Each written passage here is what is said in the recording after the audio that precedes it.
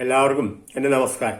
ഓം ശ്രീ ഗുരുഭ്യോ നമ, ഓം ശ്രീ ഋഷിഭ്യോ നമ, ഓം ശ്രീ പരമഋഷിഭ്യോ നമ, ഓം ശ്രീ പരാശക്തിയൈ നമ. ഋഗ്വേദത്തിലെ വിശ്വദേവന്മാരെ പറ്റിയാണ് നാം പറഞ്ഞുകൊണ്ടിരുന്നത്. മന്ത്രം 148.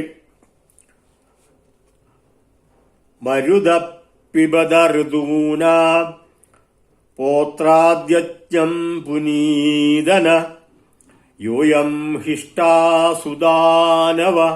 ഇതാണ് മന്ത്രം.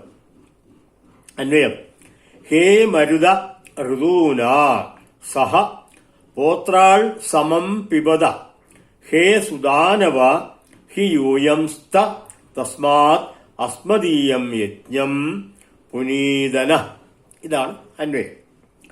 പോത്രാൽ പോതാവെന്ന ഋത്വിക്കിന്റെ പാത്രത്തിൽ നിന്ന് പിബത സോമം പാനം ചെയ്യുക.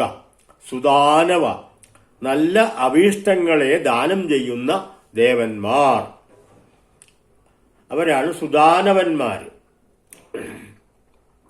ഹി യൂയം സ്ത തസ്മാദസ്മദീയം, നിങ്ങളുടെ ശുദ്ധീകരണത്വം പ്രസിദ്ധമാണ്.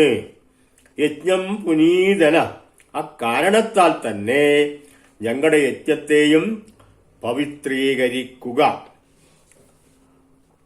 അർത്ഥം: അല്ലയോ മരുദ്ഗണങ്ങളെ, ഋതുവിൽ ആസ്വദിച്ചുകൊണ്ട് ഈ ഋതുവിൽ സുഖിക്കുന്ന കൂട്ടത്തിലും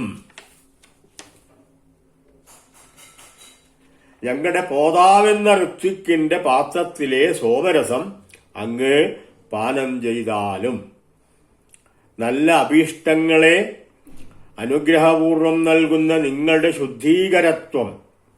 ശുദ്ധീകരിക്കുന്നതായിട്ടുള്ള കർമ്മം പ്രസിദ്ധമാണ്.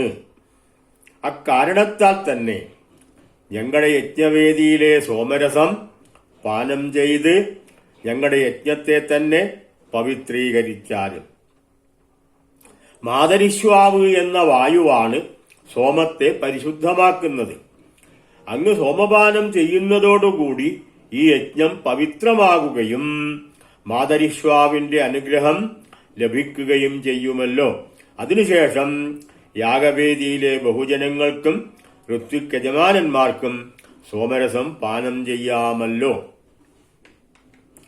മരുത്തുദേവന്മാരോടാണ് ഇത് പറയുന്നത്. ഈ രംഗം എവിടെ അവസാനിക്കുന്നു? വീണ്ടും കാണാം. നമസ്കാരം.